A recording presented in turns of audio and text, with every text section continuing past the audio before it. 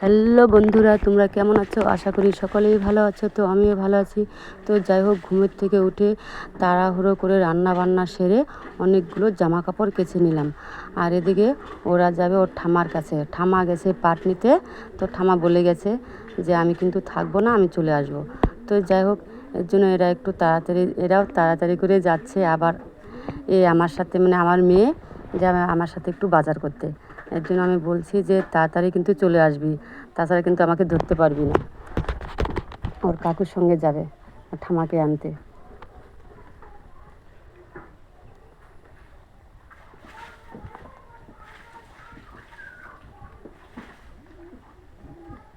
আর এরা হচ্ছে এর কাকাতো বোন, এর নাম রিমি।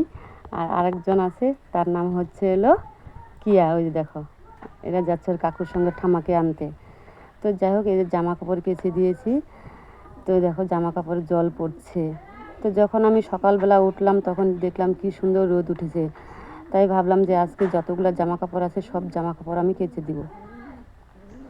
তারপরে ভাবলাম যে তাহলে তোশকটাও আমি একটু রোদ্রে দিই, অনেক দিন থেকে দেওয়া হয় না, একটু রোদ্রে দিই। রোদ্রে দেওয়ার পরে দেখি আকাশটা এত খারাপ করলো, একটুও রোদ নাই এখন।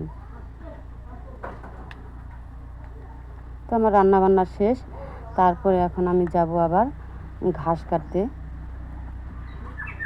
দেখো, এইগুলোও কেচে দিয়েছিলাম, ওইগুলো তো একটু হালকা হালকা শুকাইছে। আর এই যে তোশকটা দেখছো, এটা হচ্ছে অনেক দিনের পুরানা তোশক। তো ছিঁড়েও গিয়েছে, তাই ভাবছি এবার ঠান্ডা পড়লে তোশক আর একটা বানাতে হবে। আর আমি যে তাড়াহুড়ো করেও যাচ্ছি, কিন্তু মানে খুবই কাজের চাপ, কারণ যেহেতু আমি এক জায়গায় যাব। তো আমি একটু যাব, বাজার করতে যাব। তাই এই যে এখন আমি যাচ্ছি দোলায়, ওইখানে দোলার থেকে ঘাস নিয়ে আসবো। তো বাড়ির সব কিছু কোথাও গেলে বাড়ির সব কিছু সামলিয়ে রেখে তারপরে যেতে হয়।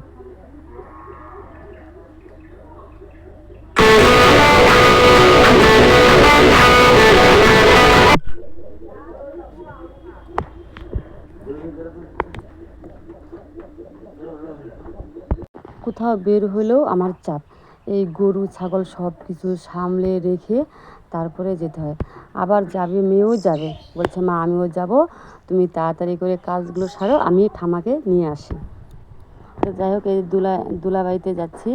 আর দেখো কত সুন্দর, দেখো কি ভাল লাগতেছে না বলো? একদম সবুজ পাতায় ঘেরা সম্পূর্ণ দুলাটায়। আর রাত্রিবেলা বৃষ্টি হয়েছে না, তুলার জায়গা, এই জন্য যে দেখো জমিতে জলও বেজে গেছে। আমি ভাবতে পারি না যে আকাশটা মানে হট করে যে এরকম করবে। তো আমি মানে এই ভাদ্র মাসে দুলা জায়গাটা জল একটু কম থাকে। তো ভাদ্র মাসে এখান থেকেই যে ঘাস টাস কেটে নিয়ে ছাগলকে দিই। আর আষাঢ় শ্রাবণ মাস তো ওই দুলার জায়গা একদম নদীর মতো দেখা যায়।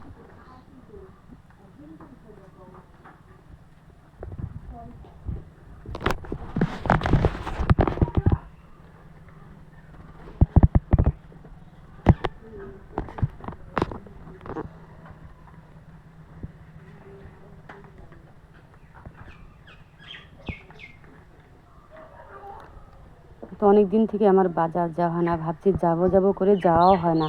তাই ভাবলাম যে আজকে খুব তাড়াহুড়ো করে সব কাজই করে নিয়ে তারপরে আমি যাব একটু বাজারে, দেখি বাজারে একটু দরকার আছে। তো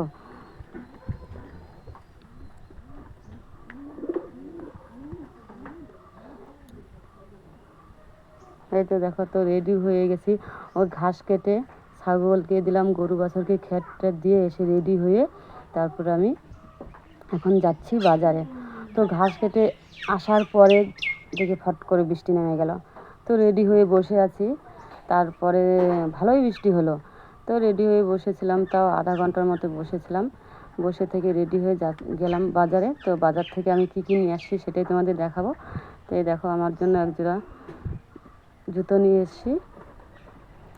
আর হচ্ছে এই দেখো ঘরের কি অবস্থা দেখছো, এই রান্না বান্না করে তারপরে আবার আসতে হবে ঘরে। সব কিছু এত এলোমেলো হয়ে আছে, এইগুলো করতেও না সময় লাগবে। আবার আমার চালও ঝাড়তে হবে, চাল ঝেড়ে তারপরে রান্না করতে হবে। আর বাজার থেকে আমি কী কী নিয়ে আসছি সেটাই তোমাদের দেখাবো। তো বাজার থেকে আমি নিয়ে আসছি, দেখো সর্ষের তেল শেষ হয়ে গেছে, তেল নিয়ে আসছি।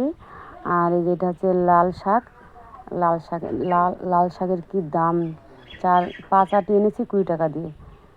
আগে তো একটু দাম কম ছিল, এখন সব কিছুর দামই বেড়ে যাচ্ছে, দিন যাচ্ছে আর বাড়ছে।